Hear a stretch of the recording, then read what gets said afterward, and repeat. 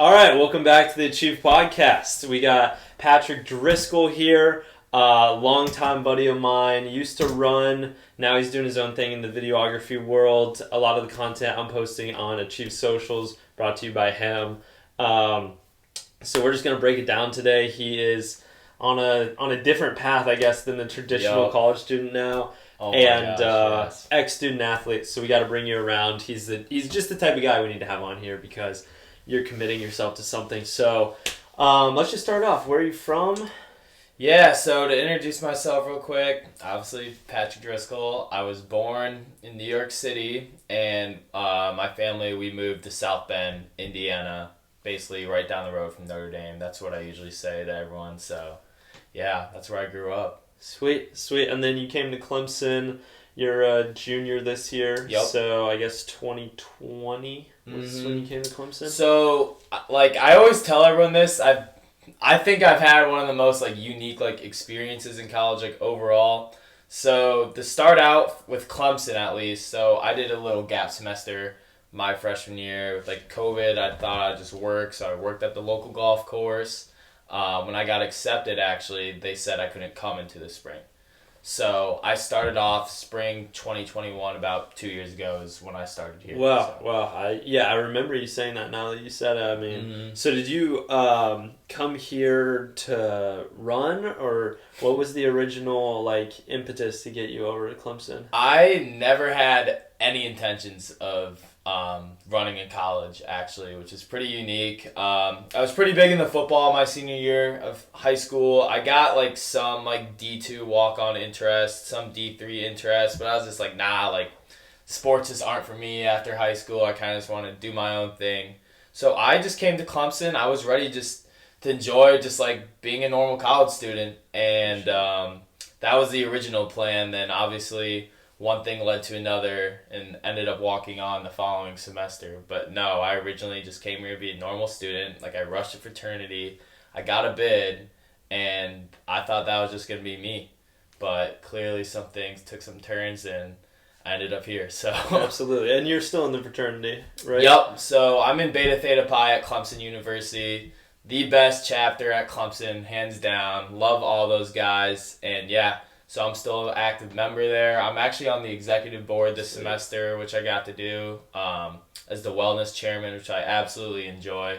And yeah, it's just been a pleasure for sure. Yeah, that's awesome. I will say, all those guys that I know in Beta, every time I talk to them, they bring you up. And when you were running, we were all talking about you. You just like making that transition is tough because the world of the fraternities, I live with two fraternity guys my sophomore year. It's just totally different than the student athlete world. And, it's cool that you could do both. Yeah, that's what I say to, like, a lot of people, because, obviously, like, I don't really know, other than Luke, he was jab throw, right? Yeah.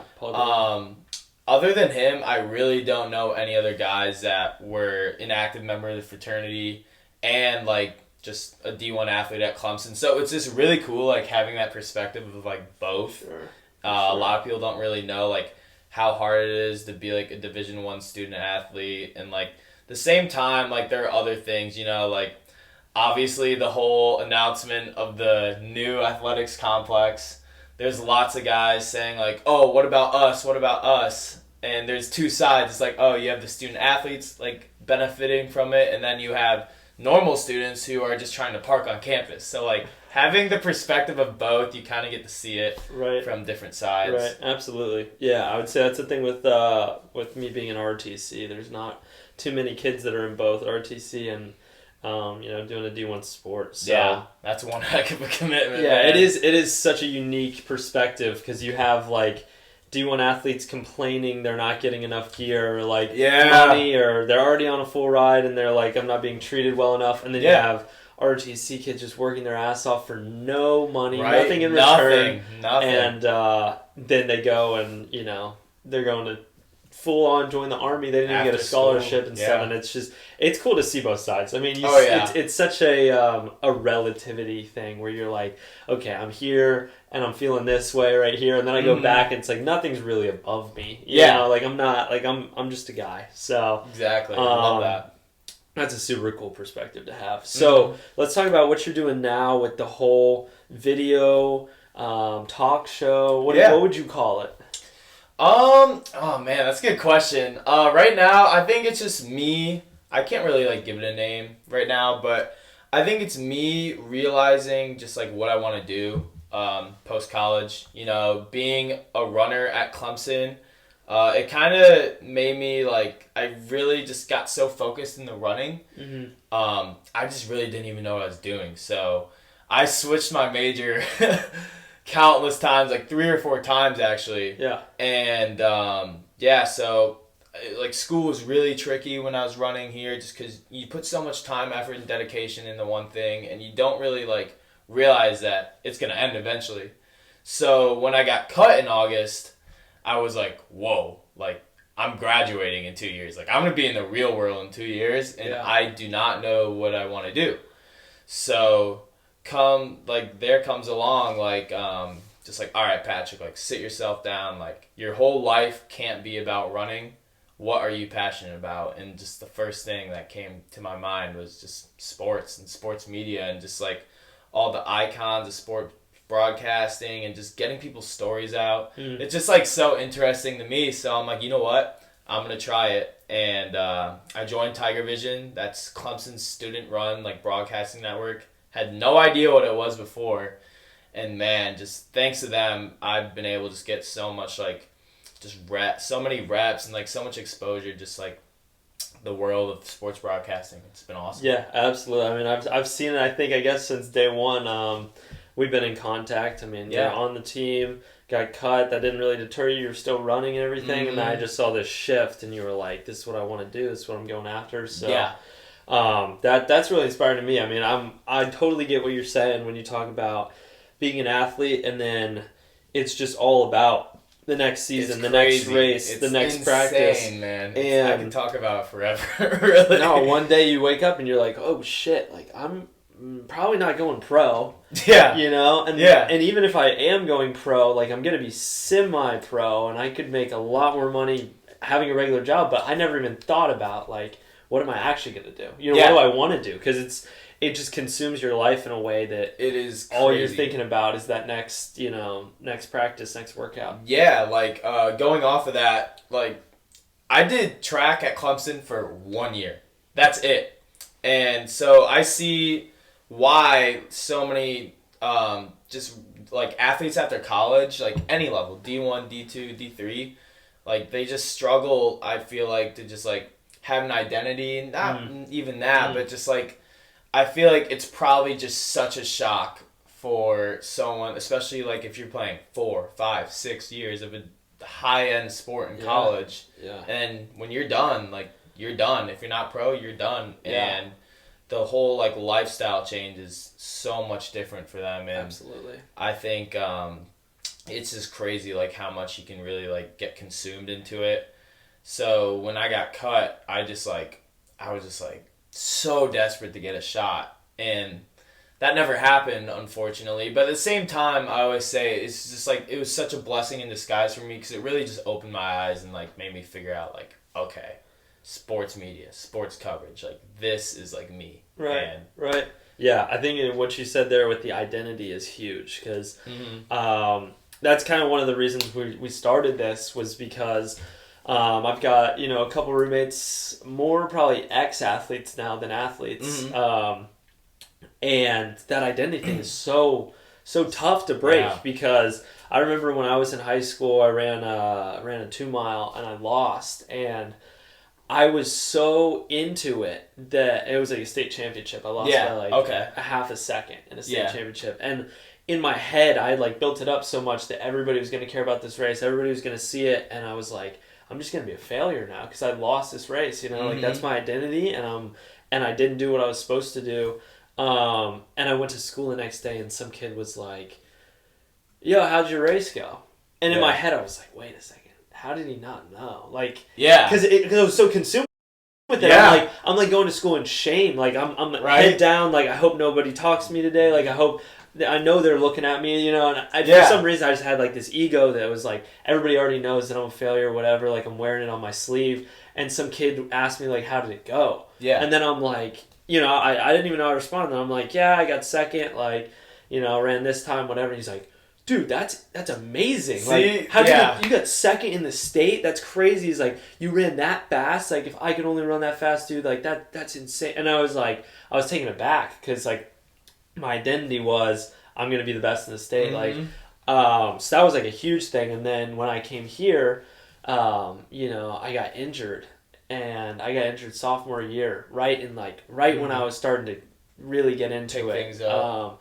And that was crushing, because I was like, damn, we have got COVID going on, so I'm not going to class. Yep. All I cared about was practice. You know, I'm sleeping, I'm eating, like, all that, and you get a stress fracture. It's just like, you can't run, you can't exercise. Like, me, you can go to the pool if you want, but you're just chilling It's not the same for 2 months, you know. Yeah. And it messed with me so much, because I'm walking around campus like, yeah, I'm an athlete, but am I really an athlete? Because I'm not going to practice. Like, I'm not doing what athletes are doing. I'm not performing. And I went through like a little identity crisis there, and then I think breaking that down and then building it back up just helped me become such a stronger athlete, that I was like, I'm not just a runner. I am who I am, and I just happen to run. You know, like, I am this, that, and the other thing combined, but I'm just me, you know. And then I run, I go to ROTC, I'm a student, you know, but I'm not any one of those things. I think that's super important. I mean, even for non-athletes, like, if you get wrapped up in being like a doctor or something, and that's your whole identity, and then you fail a test and you're like, I'm not going to be a doctor, you know, for another 3 months or another 6 months, and that can be crushing. So I'm glad you brought that up. That just made me think about that. Of course. I've been waiting to say that on here, because that's awesome. Yeah, like, we've been.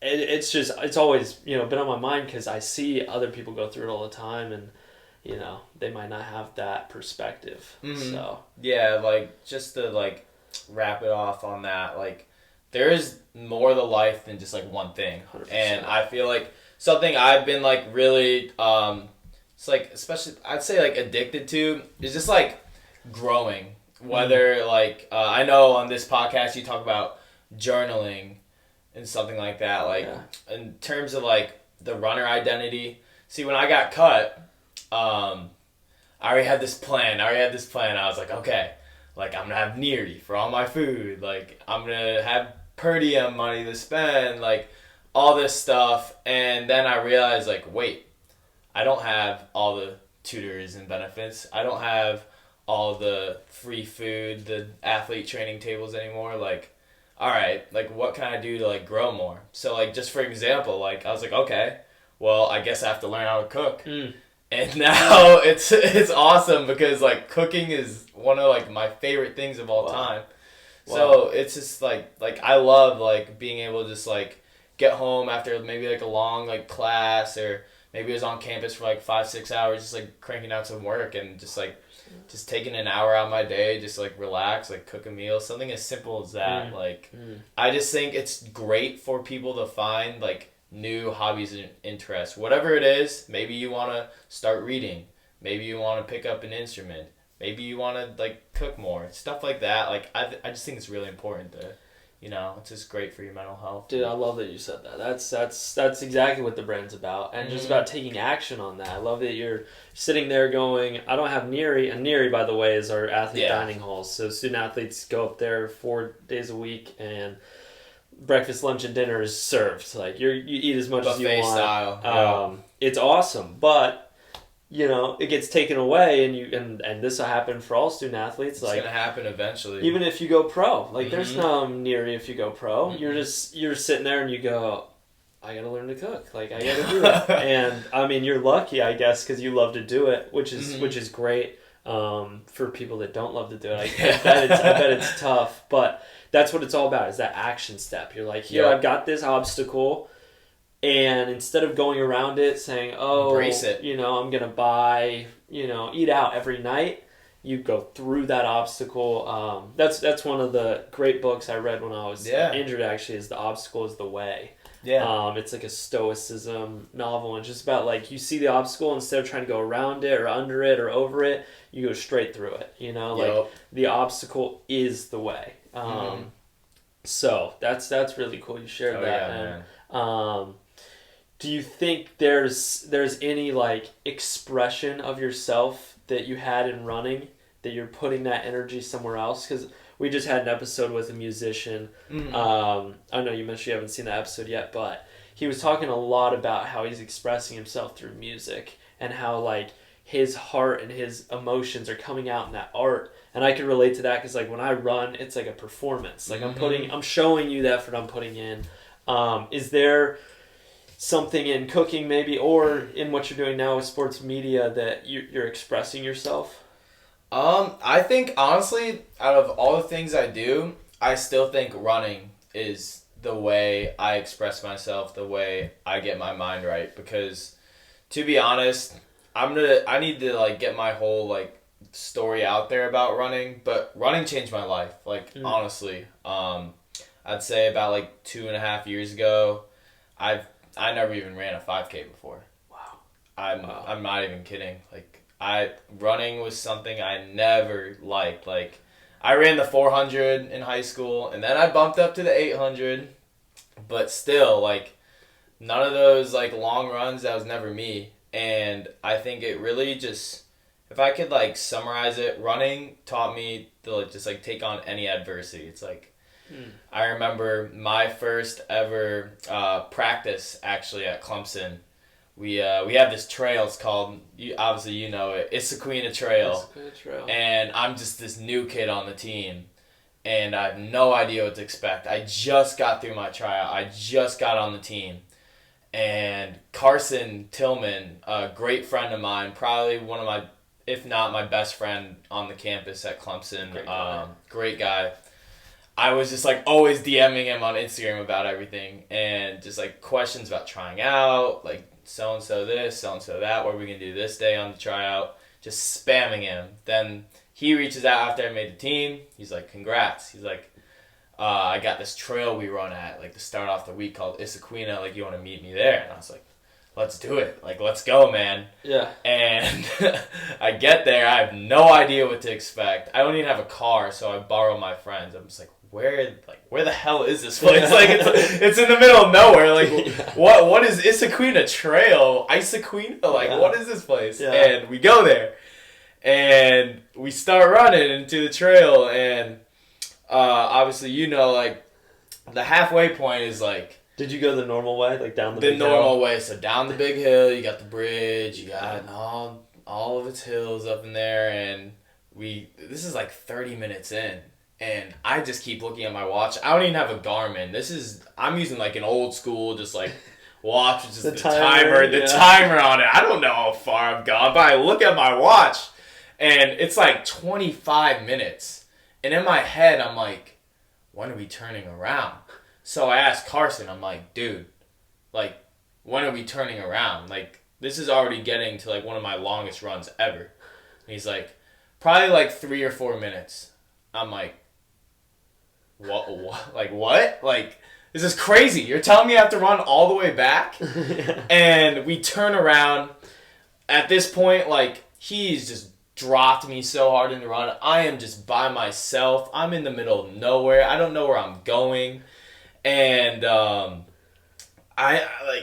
just like, what am I doing right now? Like, where am I? Like, I can't even run anymore. I'm so exhausted. I started walking. And the thing is, the moral of the story is, like, even though I didn't finish that run and I had to walk the whole, like, 1.3-ish mile hill, like, by myself, the thing is, I always look back at that and I say I got through it. And it's something, like, I'll always carry with me. I carried it with me, like, the whole year on the team. And if I could just... I said I would briefly summarize running, but that turned into a long story. Sure. But still, at the end of the day, it's just like, if I can get through that moment, like, what can I, like, not do?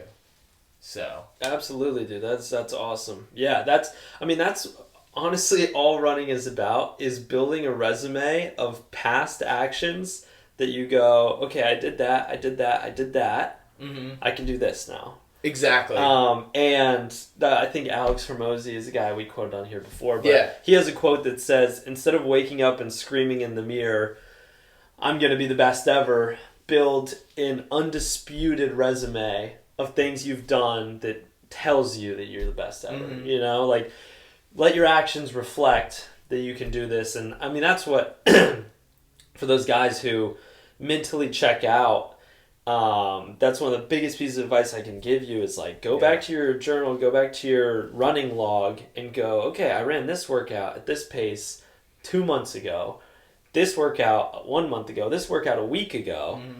I can run this pace for a race. There's no reason I can't do that.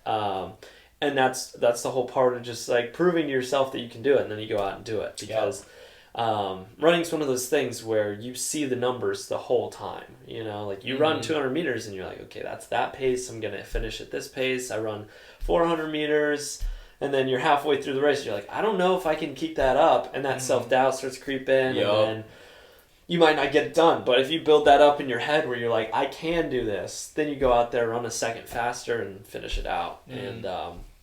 And I love that. I love that part of it. That's all the mystery is too, is like, if I ran that in a workout, like, was I really giving 100%? Yep. Let me see what I can do in a race. So that's really cool though. That first run, that's crazy. It's one of my favorite stories, really. That's what it was like for me in high school.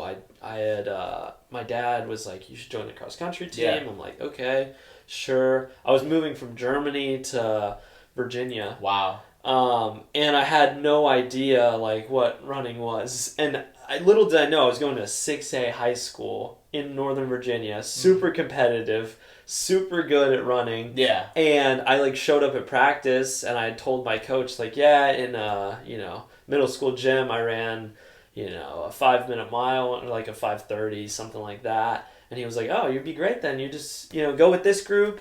We had 7 groups. He put me in group 3, and he was like, yeah, just go and run 45 minutes. And I was like, yeah, for sure, 45.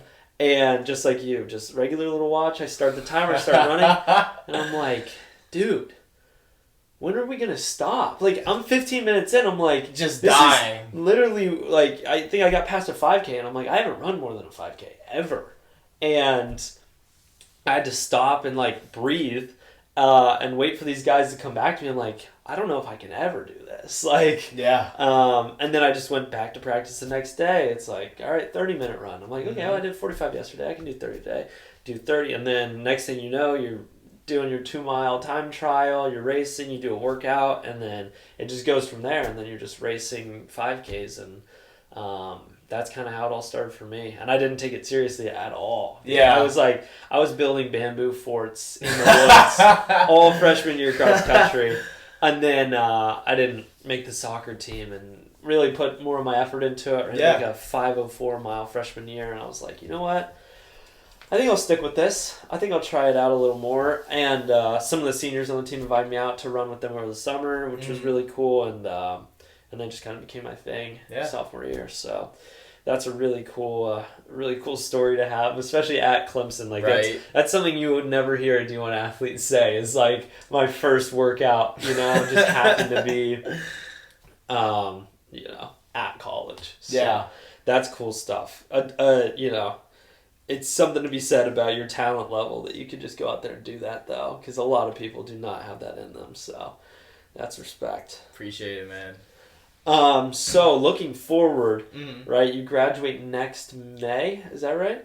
So that's the plan, and the thing is, in order to do so, I'm taking 19 credit hours right now, and I'm kind of making it like my whole like personality trait, just because like you're like, oh, like a lot of guys in like beta like refer to me as Driscoll, so they're like, oh, Driscoll, like what you getting into like this weekend or like tonight or something? And I'm just like, dude, like, I just don't know. Like, I'm taking 19 credit hours. Like, oh, like, they're like, oh, okay. Like, that's valid. That's respect. And, so the plan is to graduate May 2024. But at the same time, just seeing, like, in regards to, like, maybe, like, an internship possibility this summer or something like that where I can't take summer classes.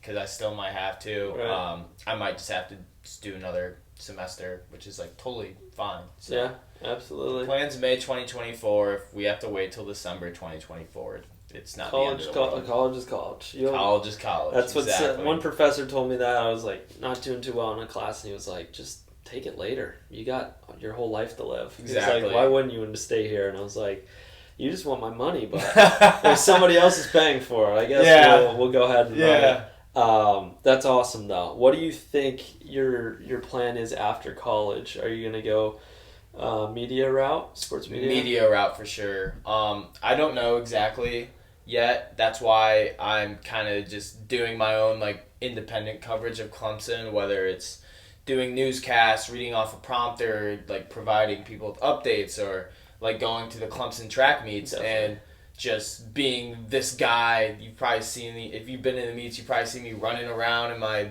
Clemson polo and my khaki pants and just trying to get every single video down, like just getting live updates and results to just my followers. I think the goal for me though, I want to be like a big like personality in sports. I feel like that'd be really fun. I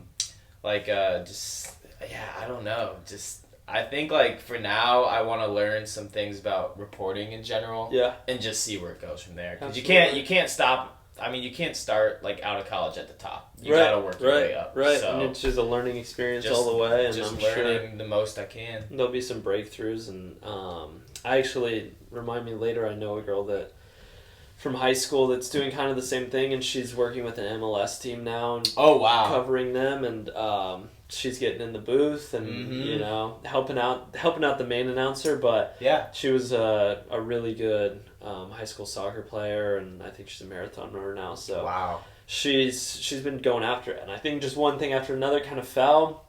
She wanted it badly enough, and she's made a career out of it so far. So that'll be really interesting to see, and I'm excited for you. Yeah. One of the things we say like on this podcast is just kind of like a video log of one day you can look back at this podcast and be like, here's where I was at. That's crazy. I didn't even know what I didn't know, and then now I'm out here doing what I love, or totally different thing, or where I am. So that's one of the great things I think is like creating this moment in time. In the future you'll be able to look back. So that's pretty cool. Is there anything else you want to promote? You All In with PD on the socials? So my Instagram at All In with PD, that is my Clemson just independent sports coverage. I started it out as something just to cover like all sports independently, just sports that don't get as much love, Right. Like being a student athlete at Clemson for 1 year had me realize like it doesn't matter like what team you're on, like what your role is on the team, like anything, like every single like athlete is just so talented, and they need to get like more coverage. But it's starting to become a little bit more of track, just because I like the way like the athletes are, like Jackson, like are just like actively like promoting like my account through their Instagram stories. So we'll see where that goes, but it's more like just general Clemson coverage. And then my YouTube, it's just Patrick Driscoll. I have full athlete interviews. The highlight had to be interviewing Anna Hall, world bronze medalist in the heptathlon. Yes, at the World Games. So subscribe to my YouTube, follow my Instagram at All In with PD, and that's basically it. Sweet, dude. Well, you got anything else, or should we wrap this up? I mean, I could keep going, but I mean, like, that's all on you. I would say just basically, if I could say like one thing, just like whatever it is like you want to do, just like believe in yourself, find passions, find interests, find new skills to pick up. I promise like it'll take you a long way. So. Absolutely, dude. That's awesome. That is sweet. What is your degree in now? I was gonna ask. So right now it's still sociology. Okay. I'm in the process of trying to switch to sports communication or just communication at this point. I just filled out my application last month to get the official switch in the curriculum, but right now sports or sports communication. Sweet. All right. I think we're good to go. I think we're good. We're man. gonna bring you back on. Absolutely. Oh, okay. Yeah. Later on in the season. I'm so down for sure. Yeah, as everything keeps on going. But this has been great. Hope you guys enjoyed it. Please follow all those socials you just heard. Keep up with the track media. It's really good stuff. So thanks for watching. Have a good one.